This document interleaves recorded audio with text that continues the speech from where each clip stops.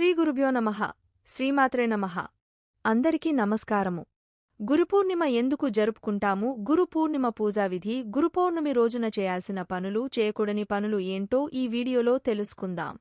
ఈ వీడియోకి ఒక లైక్ వేసి మీ ఫ్రెండ్స్కి షేర్ చేయండి. అలాగే జై గురుదత్త అని ఒక చిన్న కామెంట్ చేయండి. అలాగే దయచేసి వీడియోని స్కిప్ చేయకుండా పూర్తిగా చూడండి.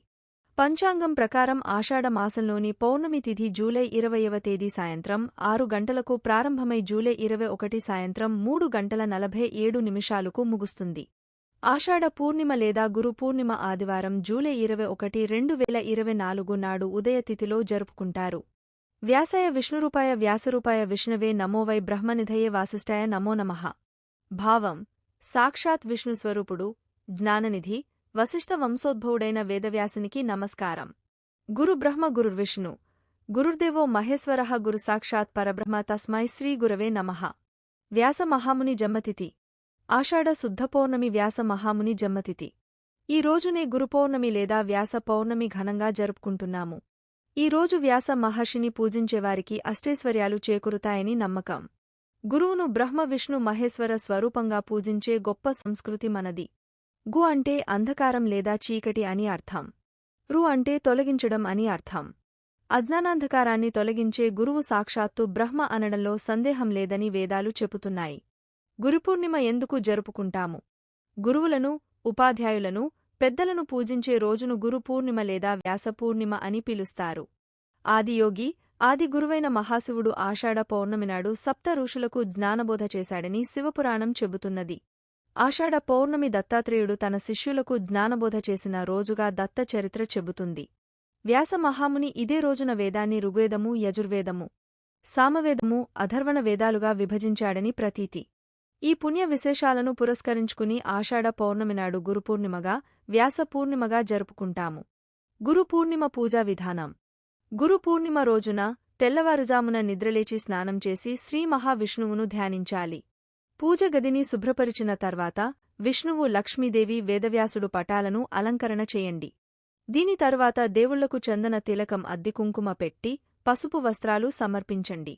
తర్వాత ఉపవాస దీక్ష చేస్తానని వాగ్దానం చేయండి. అప్పుడు విష్ణువుతో లక్ష్మీదేవిని, వేదవ్యాసుడిని పూజించండి. దీని తరువాత గురు చాలీసా పారాయణం, దానితోపాటు గురు పూర్ణిమ వ్రత కథను పఠించండి.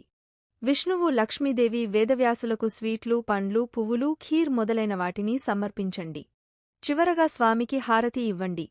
తెలిసి తెలియక చేసిన తప్పులను క్షమించమని ప్రార్థించండి. గురువు అనుగ్రహం కోసం: ఎంతో పవిత్రమైన ఈ గురు పౌర్ణమి రోజు గురువు అనుగ్రహం పొందాలంటే ప్రత్యేకమైన పూజలు, హోమాలు చేయడం, దానధర్మాలు చేయడం ద్వారా గురు అనుగ్రహం మనపై ఉంటుంది. ఈ గురు పౌర్ణమి రోజు పెద్ద ఎత్తున దత్తాత్రేయునికి పూజలు చేస్తారు. ఈ రోజున చేయాల్సిన పనులు: పౌర్ణమి రోజున కొన్ని పనులు చేయడం ద్వారా సంపదలకు దేవత అంటే లక్ష్మీదేవిని ప్రసన్నం చేసుకోవచ్చు. దీనికోసం ఒక కుండలో మంచినీటిని తీసుకొని రావి చెట్టుకు ఆ నీటిని సమర్పించండి.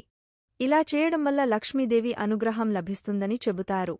గురు పూర్ణిమ రోజున లక్ష్మీనారాయణ ఆలయంలో కొబ్బరికాయను కొట్టండి. ఈ రోజున విష్ణువును పూజించి మీ శక్తి మేరకు దానం చేయండి. ఈ రోజున పసుపు, మిఠాయిలు, వస్త్రాలు దానం చేస్తే మంచిది.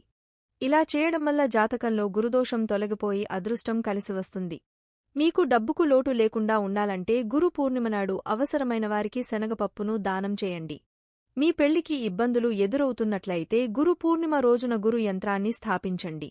దీనివల్ల వివాహానికి సంబంధించిన అడ్డంకులు తొలగిపోతాయి. చదువులో విజయం సాధించలేకపోతున్నారా?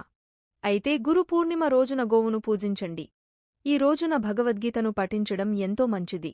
గురు పూర్ణిమ రోజున గురువును పూజించి ఆయన ఆశీర్వాదం తీసుకోండి. వారికి పసుపు బట్టలు దానం చేయండి. ఇలా చేయడం వల్ల అదృష్టం మీ తలుపు తడుతుంది. సాయంత్రం వేళల్లో భార్యాభర్తలు కలిసి చంద్రుని దర్శనం చేసుకుని పూజిస్తే వారి దాంపత్య జీవితంలో ఆటంకాలు తొలగిపోతాయి. పౌర్ణమి సాయంత్రం తులసి మొక్క ముందు ఆవు నెయ్యి దీపం వెలిగించడం వలన అదృష్టం కలిగిస్తుంది. పౌర్ణమినాడు దానం చేయడం చాలా శ్రేయస్కరం. ఈ రోజున చేయకూడని పనులు: పౌర్ణమినాడు దానం చేయడం చాలా శ్రేయస్కరం అని అంటారు. అయితే ఈ రోజున ఇంటికి వచ్చిన బిచ్చగాళ్లను కూడా ఖాళీ చేతులతో తిరిగి పంపించకూడదని అంటారు. హిందూ మతంలో దాతృత్వానికి ప్రత్యేక ప్రాముఖ్యత ఉంది. ఇది గ్రంథాలలో కూడా ప్రస్తావించబడింది.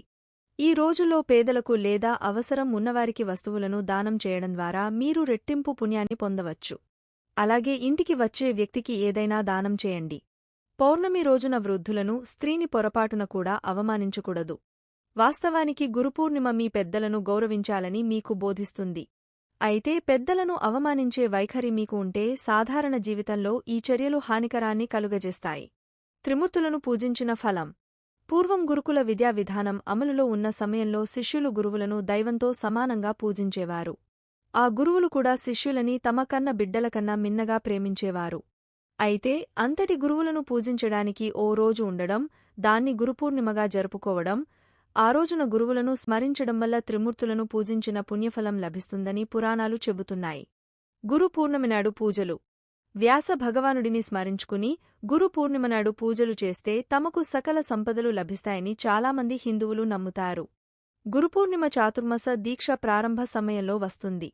గురువులు ఎక్కడికి వెళ్లకుండా ఒకేచోట ఉండి శిష్యులకు జ్ఞానబోధ చేసే సమయమే చాతుర్మాసం. ఈ కాలంలో వచ్చే తొలి పౌర్ణమినే గురు పౌర్ణమి అంటారు. ఈ సమయంలో తమకు సమీపంగా నివసిస్తున్న తపస్సంపన్నులను సమీపించి, పూజించి, జ్ఞానాన్ని సాధించే ఆచారానికి గురు పౌర్ణమి ప్రతీకగా నిలుస్తుంది. ఈ రోజున గురుపూజోత్సవం జరిపి గురువులకు కానుకలు, బహుమతులు సమర్పించి వారిని సత్కరించి వారి ఆశీర్వాదములు తీసుకొంటారు. గురు పౌర్ణమి పురాణగాథ. గురుపౌర్ణమి విశిష్టతకు సంబంధించి ఒక చక్కని ప్రాచీనగాథ ఉంది. పూర్వం వారణాసిలో ఓ పేద బ్రాహ్మణ దంపతులు ఉండేవారు. ఆ బ్రాహ్మణుని పేరు వేదనిధి, ఆయన సతీమణి పేరు వేదవతి. వీరు ఇరువురు ప్రతి నిత్యం దైవ ఆరాధనలో, ఆధ్యాత్మిక చింతనతో భక్తి జ్ఞానము కలిగి జీవించేవారు. వారు ఎన్ని పూజలు చేసినా, ఎన్ని నోములు నోచినా వారికి ఇంకా సంతాన భాగ్యం కలగలేదు. అయితే ప్రతిరోజు వ్యాసభగవానులు మధ్యాహ్న సమయంలో రహస్యంగా గంగానదికి స్నానానికి వస్తుంటారు. ఈ విషయం తెలుసుకున్న వేదనిధి ఎలాగైనా సరే వ్యాసమహర్షి దర్శనం పొందాలని వ్యాసమహర్షి కోసం ప్రతిరోజు వేకళ్లతో వెతకడం ప్రారంభించారు. ఈ క్రమంలోనే వేదవ్యాసుడు ఒకరోజు ఒక భిక్షువు రూపం ధరించి దండధరుడై గంగానది స్నానానికి వెళతాడు. అది చూసిన వేదనిధి వెంటనే వారి పాదాలను ఆశ్రయించడంతో దానికి ఆ భిక్షువు చీదరించుకుని కసురుకున్నాడు. అయినాసరే వేదనిధి ఆయన పాదాలను మాత్రము వదలకుండా ఒకే పనిగా వేడుకున్నాడు. మహానుభావా, తమరు సాక్షాత్తు వ్యాసభగవానులని నేను గ్రహించాను. అందుచేతనే మిమ్మల్ని శరణు పొందగోరుచున్నాను అంటాడు. వేదనిధి మాటలు విన్న ఆ భిక్షువు గంగానది ఒడ్డువైపునకు నలుదిశలా చూస్తూ ఇంకా అతనను ఎవరైనా చూస్తున్నారేమోనని గమనించి అటు పిమ్మట వెంటనే వేదనిధిని ఆప్యాయంగా చేరదీశాడు. ఆ తరువాత వేదనిధిని ఏమీ కావాలో కోరుకోమన్నాడు. ఈ క్రమంలో రేపు నా తండ్రిగారి పితృకార్యము. దానికి తమరు బ్రాహ్మణార్థమై భోజనానికి మా ఇంటికి తప్పక దయచేయాలని వేదనిధి వేడుకున్నాడు. అందుకు ఆ మహర్షి వేదనిధి ఆహ్వానాన్ని అంగీకరించడంతో వ్యాసుడిని కలిసిన సంతోషంతో ఇంటికి చేరుకున్న వేదనిధి తన సతీమణికి గంగానదీ తీరాన జరిగిన విషయాన్ని వివరించాడు. ఆ తర్వాత రోజున ఉదయమే ఇచ్చిన మాట ప్రకారం వ్యాస మహర్షి వారి గృహానికి విచ్చేశాడు. దీంతో సంభ్రమాశ్చర్యాలకు లోనైన వేదనిధి దంపతులు మహర్షిని సాదరంగా లోనికి ఆహ్వానించి అతిథి సత్కారము చేసి పూజలు చేసి ఆ తర్వాత దేవతార్చనకు తులసిదళాలు, పువ్వులను సిద్ధం చేశారు. వారి పూజ అనంతరం ఎంతో శుచిగా వంటకాలను సిద్ధపరిచి శ్రాద్ధవిధులను విధి విధానంగా నిర్వహించారు. అనంతరం ఆ దంపతులు ఆ వ్యాస భగవానునికి సాష్టాంగ నమస్కారం చేస్తారు. వారి ఆతిథ్యాన్ని స్వీకరించిన ముని ఎంతో సంతుష్టులైన ఓ పుణ్య దంపతులారా, మీకు ఏమి వరం కావాలో కోరుకోమనగా తాము ఎన్ని నోములు, వ్రతాలు చేసినా సంతానభాగ్యము మాత్రము మాకు కలుగలేదని బదులు పలుకుతారు. ఆ మాటలు విన్న ముని త్వరలోనే మీకు తేజోవంతులు, ఐశ్వర్యవంతులు అయిన 10 మంది పుత్రసంతతి కలుగుతుందని ఆశీర్వదిస్తాడు. అలా కొంతకాలం గడిచిన తరువాత వేదనిధి, వేదవతులకు సంతానం కలుగుతారు. ఈ క్రమంలో వేదనిధి, వేదవతి దంపతులు వ్యాసముని అనుగ్రహంతో సంతానం కలగడంతో సుఖసంతోషాలతో జీవనం కొనసాగిస్తారు. ఆ తర్వాత అంత్యమున విష్ణుసాయుజ్యాన్ని పొందారు. వేదవ్యాసుని మానవజాతి మానవాళికంతటికీ గురువుగా భావించారు. హిందూ మతంలో గురువు భగవంతునికి, భక్తునికి మధ్య సంధానకర్తగా ఉంటారు. వేదవ్యాసుని మానవజాతికంతటికీ మంచి ఆధ్యాత్మిక వారసత్వాన్ని మిగిల్చి వెళ్లారు. కాబట్టి ఆయన్ను మానవాళికంతటికీ గురువుగా భావిస్తుంటారు. వేదవ్యాసుని పూర్వనామం కృష్ణద్వైపాయనుడు. వేదకాలపు సంస్కృతినంతా 4 వేదాల్లో ఆయన సంకలనం చేసిన తరువాత ఆయన్ను వేదవ్యాసుడిగా పిలవడం ప్రారంభించారు. అందుకే వ్యాసపూర్ణిమ రోజున ఆ మహామునిని ప్రార్థించి ఆయన అనుగ్రహము పొందుతారు. ఈ వీడియో గనుక మీకు నచ్చినట్లయితే ప్లీజ్ లైక్ చేసి మీ ఫ్రెండ్స్కి షేర్ చేయండి.